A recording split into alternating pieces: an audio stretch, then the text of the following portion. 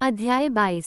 दूर से टार्जन ने गोरों और मायांस के बीच मुठभेड़ के दौरान गोलीबारी की आवाज सुनी और तुरंत मुड़ गया और उस दिशा में वापस जाने लगा जहां से उसे लगा कि आवाजें आ रही हैं, लेकिन पहाड़ों की वजह से होने वाली गूंज और प्रतिध्वनि के कारण वह इसे सही ढंग से ढूंढने में विफल रहा और गलत दिशा में चला गया।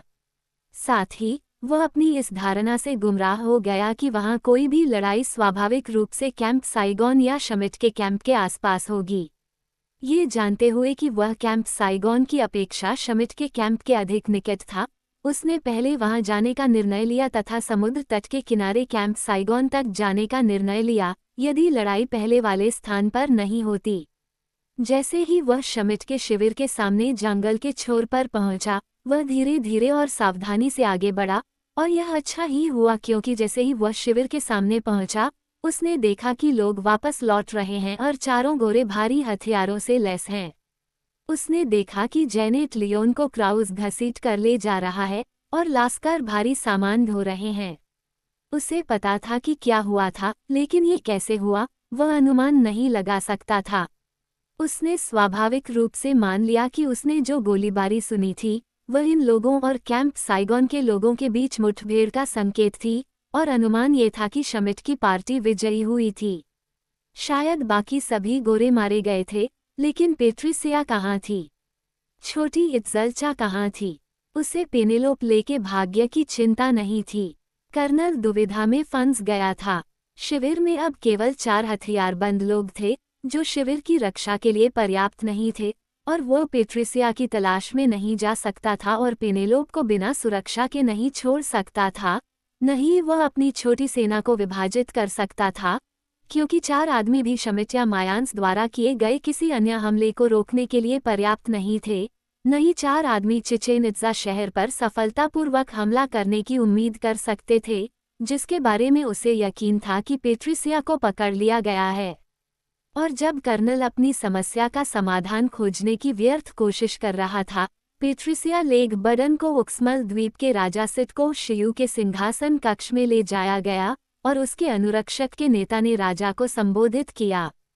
कुलीन ज़ातल्दीन ने हमें इस कैदी को उसके राजा और स्वामी के पास लाने का आदेश दिया, क्योंकि ज़ातल्दीन और उसके योद्धा अजनबियों के शिविर पर हमला करना जारी रखते थे।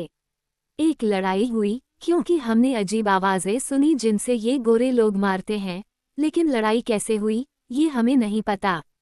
राजा ने सिर हिलाया और कहा, ज़तल्दीन ने अच्छा काम किया है। उसने बहुत अच्छा काम किया है, महायाजक चालयेप शियू ने कहा, ये स्त्री हमारे देवताओं के लिए उचित भेंट चढ़ाएगी। सिटको शियू की आंखों ने गोरी लड़की का मूल्यांकन किया और उसे सुंदर पाया। वह पहली गोरी महिला थी जिसे उसने कभी देखा था और अचानक उसके मन में आया कि उसे किसी ऐसे देवता को देना शर्म की बात होगी जो उसे नहीं चाहता। उसने ऐसा जोर से कहने की हिम्मत नहीं की, लेकिन उसने सोचा कि लड़की किसी भी देवता के लिए बहुत सुंदर थी और वास्तव में किसी भी जाति के मानकों के अनुसार पेट्रिसिया लेग बडन सुंदर थी। राजा ने कहा, मैं सोचता हूँ कि मैं उसे कुछ समय के लिए अपनी दासियों में से एक के रूप में रखूंगा। महायाजक चालयेप शियू ने राजा की ओर बनावटी आश्चर्य से देखा। वास्तव में उसे बिल्कुल भी आश्चर्य नहीं हुआ, क्योंकि वह अपने राजा को जानता था, जिसने पहले ही देवताओं से कई मनमोहक भेंटें लूट ली थीं। अगर उसे देवताओं के लिए चुना जाता है, उसने कहा, अगर वो उसे अपने लिए रखता है तो देवता सिटको शियू से नाराज हो जाएंगे।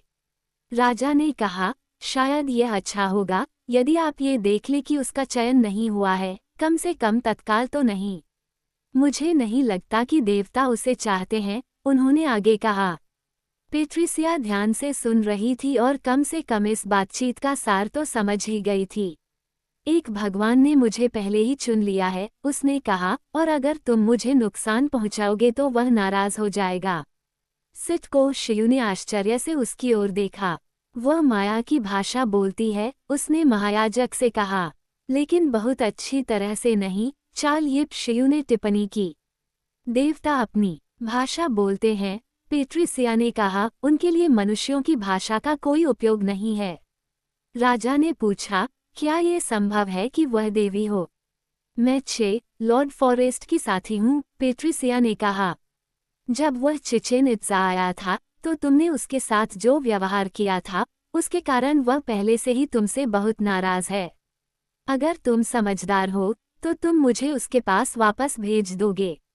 अगर तुम ऐसा नहीं करोगे तो वह निश्चित रूप से तुम्हें नष्ट कर देगा। राजा ने अपना सिर खुजलाया और अपने महायाजक की ओर प्रश्नवाचक दृष्टि से देखा। ठीक है, उसने कहा, आपको देवताओं के बारे में सब कुछ पता होना चाहिए। चाल यिप्शियु, क्या ये वास्तव में लॉर्ड फॉरेस्ट था जो चिचेन इत्जा आया था? क्या ये कोई देवता था जिसे आपने लकड़ी के पिंजरे में रखा था? क्या ये कोई देवता था जिसने बलि वेदी से भेंट चुराई थी? ऐसा नहीं था, महायाजक ने झट से कहा, वो केवल एक नश्वर था। फिर भी हमें जल्दबाजी नहीं करनी चाहिए, राजा ने कहा। आप लड़की को अस्थायी रूप से अपने पास रख सकते हैं, उसे कुंवारी लड़कियों के मंदिर में ले जाए और देखिए कि उसके साथ अच्छा व्यवहार हो। इसलिए चाल यिप्शियु ने 2 छोटे पुजारियों को बुलाया और उन्हें कैदी को कुंवारी लड़कियों के मंदिर में ले जाने के लिए कहा। पेट्रिसिया को लगा कि यद्यपि उसने उच्च पुजारी पर कोई विशेष प्रभाव नहीं डाला था, परंतु उसने राजा पर प्रभाव डाला था, तथा कम से कम उसे एक राहत तो मिली थी, जिससे टार्ज़न और अन्य लोगों को उसे बचाने का समय मिल सकता था। और जब उसे महल से बाहर ले जाया जा रहा था तो उसका मन इतना शांत था कि वह चिचेन इत्जा के आश्चर्यों को देख सकी। उसके सामने लावा ब्लॉकों का एक विशाल पिरामिड था और इसके एक तरफ खड़ी सीढ़ियों से ऊपर उसे शिखर पर एक अलंकृत नक्काशीदार मंदिर में ले जाया गया, कुंवारी लड़कियों का मंदिर। यहाँ उसे उच्च पुजारिन को सौंप दिया गया जो मंदिर की प्रभारी थी, जिसमें लगभग 50 लड़कियां रहती थीं, जिनमें से ज्यादातर कुलीन परिवारों की थीं, क्योंकि इस सेवा के लिए स्वेच्छा से काम करना सम्मान की बात मानी जाती थी। वे पवित्र अग्नि को जलाती रहती थीं और मंदिर के फर्श को साफ करती थीं। जब वे चाहें तो वे इस्तीफा दे सकती थीं और शादी कर सकती थीं, और योद्धा और कुलीन हमेशा उनकी तलाश में रहते थे। पेट्रिसिया मंदिर के स्तंभों में खड़ी थी और चिचेन इत्जा शहर को देख रही थी। वह पिरामिड के तल पर बने महलों और मंदिरों को देख सकती थी और दीवार के उस पार आम लोगों की झोपड़ियां और उनके आगे जंगल के किनारे तक फैले खेत देख सकती थी, और उसे लगा कि वह कई शताब्दियों पहले प्राचीन युकाटन में पहुंच गई है। जंगल की छिपी हरियाली के बीच से टार्ज़न ने देखा कि खुले में आकर 4 भारी हथियारों से लैस लोगों का सामना करने की कोशिश करना व्यर्थ है, जबकि उसके पास सिर्फ एक धनुष था। लेकिन टार्ज़न के अपने तरीके थे और उसे पूरा भरोसा था कि वह अपनी जान जोखिम में डाले बिना जेनेट को इन लोगों से दूर ले जा सकता है। वह तब तक प्रतीक्षा करता रहा जब तक वे करीब नहीं आ गए और लश्कर ने अपना भार नीचे नहीं फेंक दिया। फिर उसने अपने धनुष पर एक तीर चढ़ाया और तीर को तब तक झुकाया जब तक कि तीर की नोक उसके बाएं अंगूठे पर नहीं आ गई। उसने सावधानीपूर्वक निशाना साधा। धनुष की डोरी झंझना उठी और एक पल बाद क्राउस चिल्लाया और अपने चेहरे पर आगे की ओर गिरा। एक तीर उसके दिल में जा लगा। बाकी लोग घबराकर इधर उधर देखने लगे। क्या हुआ? ओबनोविच ने पूछा। क्राउस को क्या हो गया है? वो मर चुका है, शमिट ने कहा। किसी ने उसे तीर से मारा है, अब्दुल्ला अबू नजीम ने कहा। वानर आदमी? और कौन ऐसा कर सकता था? वो कहाँ है? शमिट ने पूछा। मैं यहाँ हूँ, टार्ज़न ने कहा, और मेरे पास बहुत सारे तीर हैं। सीधे मेरी आवाज़ की ओर आओ, जेनेट, और जंगल में जाओ, और अगर कोई तुम्हें रोकने की कोशिश करेगा तो उसे वही मिलेगा जो क्राउस को मिला। जेनेट तेजी से जंगल की ओर चली गई और उसे रोकने के लिए कोई हाथ नहीं उठाया गया। वो कमबख्त जंगली आदमी, शमिट ने कहा, और फिर वह भयंकर गाली गलौज करने लगा।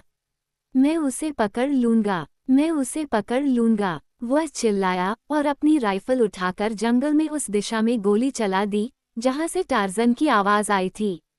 धनुष की डोरी फिर झंझनाई और शमिट अपनी छाती में लगे तीर को पकड़े हुए घुटनों के बल बैठ गया और फिर करवट बदल कर लेट गया। ठीक उसी समय जेनेट जंगल में प्रवेश कर गई और टार्ज़न उसके पास जमीन पर गिर पड़ा। शिविर में क्या हुआ? उसने पूछा और उसने उसे संक्षेप में बताया। तो उन्होंने शमिट और उसके गिरोह को वापस आने दिया, टार्ज़न ने कहा। मुझे कर्नल पर आश्चर्य है। इसमें मुख्यतः उस भयानक बूढ़ी औरत का दोष था, जेनेट ने कहा। चलो, टार्ज़न ने कहा, हम जितनी जल्दी हो सके वहां वापस आएंगे, और जेनेट को अपने कंधे पर उठाकर वह पेड़ों की तरफ चला गया। जैसे ही वो और जेनेट कैंप साइगॉन डे ग्रूट टिबेट के पास पहुंचे और दोनों नाविक शमिट के कैंप के सामने आ गए। शिविर के चारों ओर सरसरी निगाह डालने पर जेनेट का पता नहीं चला, लेकिन डी ग्रूटे ने दो व्यक्तियों को जमीन पर लेटे हुए देखा, तथा लश्कर एक और सिकुड़े हुए थे, जो स्पष्टतः भयभीत थे। अब्दुल्ला ने सबसे पहले डी ग्रूट और उसके साथियों को देखा और यह जानते हुए कि वे बदला लेने आए हैं और किसी को माफ नहीं करेंगे, उसने अपनी राइफल कंधे पर रखी और गोली चला दी। गोली चूक गई और डी ग्रूट और टिबेट ने आगे बढ़कर गोली चलाई। दोनों नाविक, जो केवल गैफ से लैस थे, उनके पीछे पीछे चल रहे थे। कई गोलियां चली, लेकिन कोई हताहत नहीं हुआ, और फिर डी ग्रूट एक घुटने पर बैठ गया और सावधानी से निशाना साधा, और टिबेट ने उसका अनुसरण किया। ओबनोविच को पकड़ो, डी ग्रूट ने कहा, मैं अरब को पकड़ लूंगा। दोनों राइफलों ने लगभग एक साथ ही बात की, और ओबनोविच तथा अब्दुल्ला अबू नेजम वहीं गिर पड़े। डी ग्रूट और टिबेट आगे दौड़े, उनके पीछे नाविक भी थे, जो उन सभी लोगों को मार डालने के लिए तैयार थे जो अभी भी लड़ रहे थे, लेकिन रूसी, अरब और क्राउज मर चुके थे, और शमिट पीड़ा में तड़प रहा था और चीख रहा था, उन्हें नुकसान पहुंचाने में असहाय था। डी ग्रूट उसके ऊपर झुका और पूछा, मिस लाउन कहाँ है?